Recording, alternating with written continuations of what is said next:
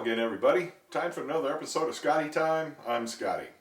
Today we're going to go through how to mount this 32-inch Samsung HD TV on the wall.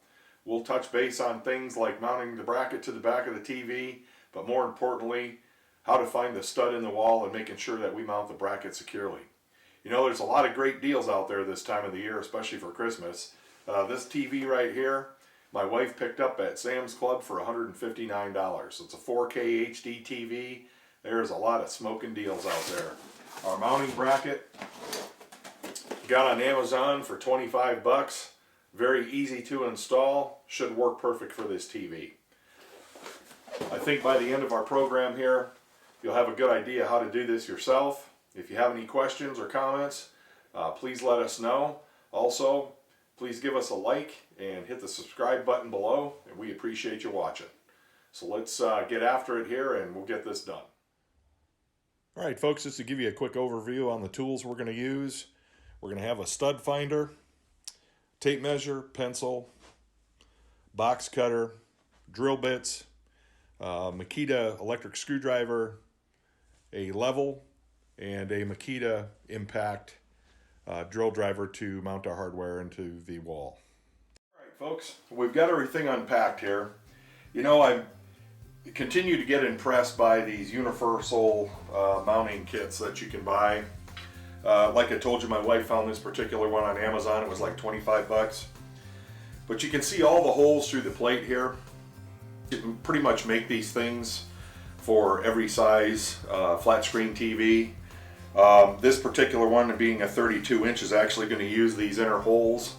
But if you did have a large TV, this particular one will hold up to a 50-pound flat screen. And then they also give you these extra brackets that you can mount on here if you've got a wider mount or a larger size TV, obviously. So we'll go ahead and start marking up our wall here, finding our stud, and we'll get the bracket mounted. So now we're going to attempt to find our stud. A couple of things here. Anytime you see outlets like this, you can pretty much be guaranteed that they're mounted up next to a stud. In this particular case, my receptacle is going to be on the right side of the stud. My cable connection is going to be on the left side of the stud. So I know going into this that there's going to be a stud right through here.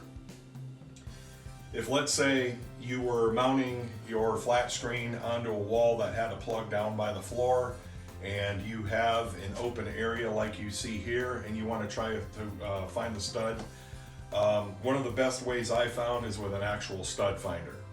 Now, there are many of these on the market.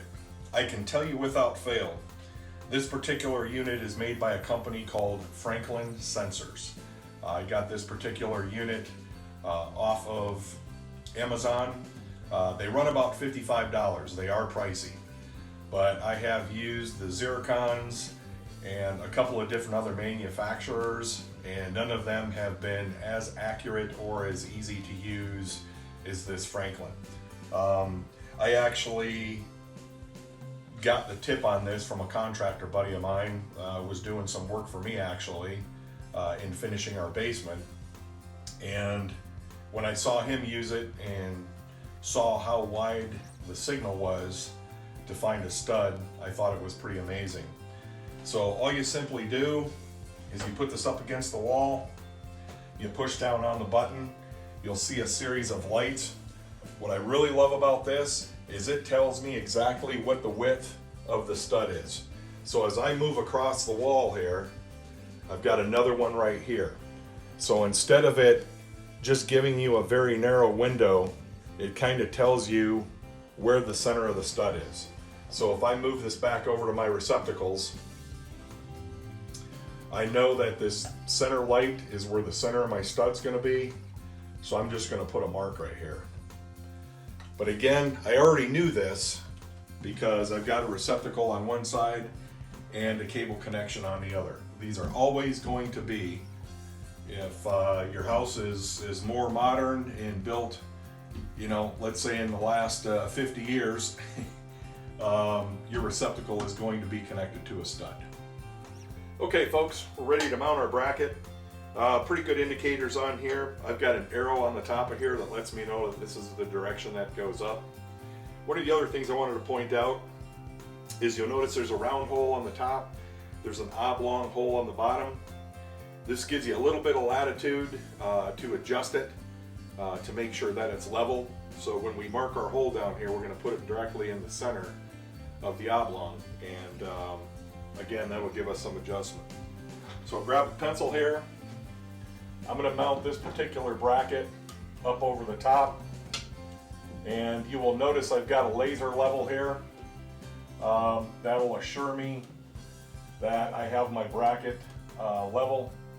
So I'm going to go ahead and scribe a circle on the top, and I usually, when I have an oblong adjustable slot like this, instead of drawing a circle, I draw a vertical line, and then I drill directly in the middle of that vertical line. So I've got my circle up here for my top hole, I've got my line down here for my bottom hole, and we can start drilling. Folks, we're ready to drill some holes. I'm going to use my Makita DF10D cordless screwdriver. These things are super handy, have a tremendous amount of torque, a little 7.2 volt battery that's rechargeable, and fits in very small, tight areas, and I love using this thing.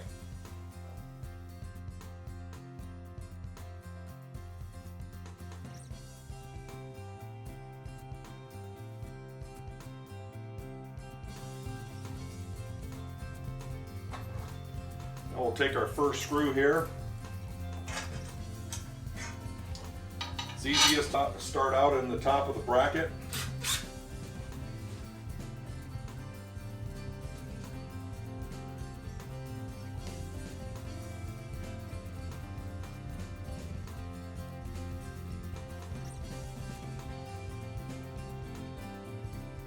Thing about this installation is you're not going to see any wires behind it. We're not going to have any wires hanging down. All right, folks, just finished up using my Makita BDT41. Works out really slick for an impact driver. Multiple attachments you can put on here. Sometimes I actually have a socket adapter that, if I've got hex bolts, I can actually drive sockets with it. But really love the Makita tools. I've used just about every tool, you know, in the industry, from Milwaukee, DeWalt. I've had problems blowing out gearboxes and some of the other manufacturers, and I've never had an issue with Makita, so they're kind of my power tool of choice. You know, folks, one of the things I wanted to point out is the hardware kits that come with these mounting brackets. There's just a multitude of different size metric screws, because each TV in different sizes, especially when you start getting up to the bigger, heavier weighted ones, you're going to use bigger screws. But they pretty much give you the gamut on hardware here, so there's not much you can't mount these brackets to. Well, all right, folks, we got our bracket mounted. I got a couple screws started in the top of the TV here. I'm going to fasten the bottom ones.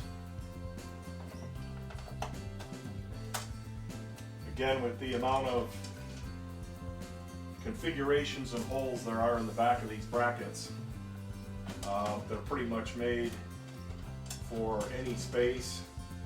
Just about any TV. Go ahead and take my Makita here and tighten these up.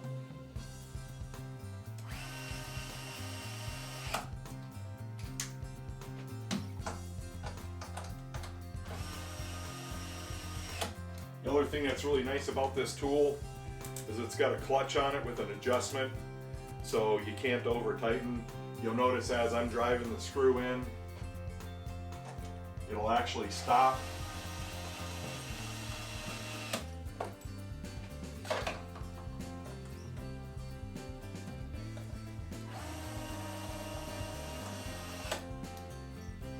Alright, so now we've got our TV mounted to our bracket. We can start making some electrical connections here, and then we'll get the TV fired up. First thing we want to do, plug in our power cord.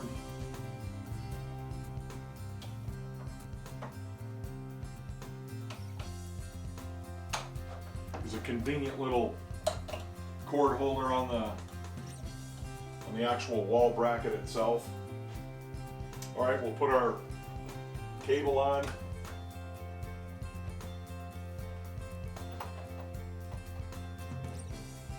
Now we don't have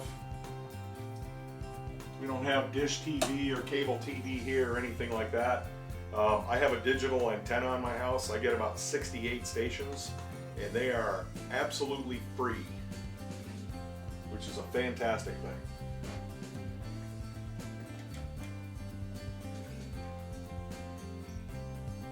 It's like old school TV without paying for it. So I'm going to continue to take some of this cable here and put it inside this holder. Just kind of keeps the excess. Kind of neat.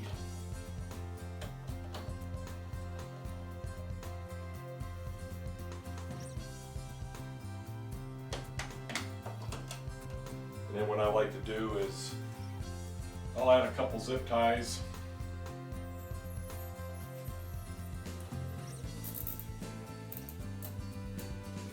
Just to give it some insurance.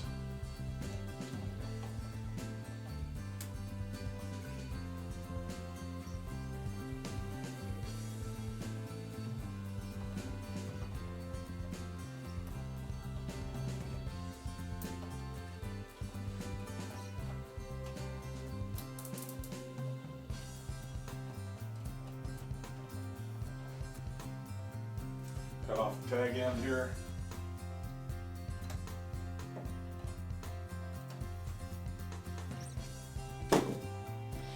So we got a nice neat installation. Bring this over, swing it back around. All right, we'll go ahead and take off our protective wrapping around the edge here.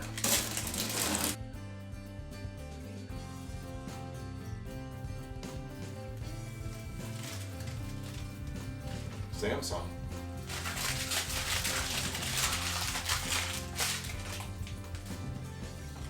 Square it up. All right, I think we're in great position for guests in this particular room. If they are in bed at night and want to watch TV, we've got it at a good level, we've got it at a great angle, and should work out very well. So we'll go ahead and fire this bad boy up and do some programming on it.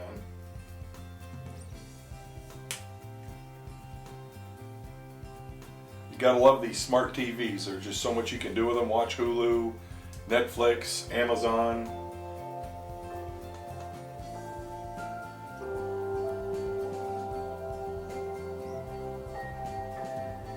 Nice soothing music to get you in the mood. Okay, we're getting connected to our internet here. This will enable a TV to connect wirelessly to our router and get Hulu, Netflix. At this particular time, you're going to go ahead and set up the TV. If you've got cable, you're going to scan all your cable channels. If you've got dish, you'll connect it to the appropriate channel. In our case, we have air, so we've got a digital antenna, so it will scan the channels accordingly. Well, folks, that about wraps it up. We got our Samsung 32-inch HD TV hung on the wall, went through how to find a stud, how to mount the bracket on the back, hardware to use, went through some of the tools used for the installation. Hopefully this kind of helps you if you're in a situation where you need to install a TV on the wall. If you like the video, please give us a like. Please hit subscribe. Any comments below would be appreciated, and we sure appreciate you watching. Once again, I'm Scotty, and this is Scotty Time.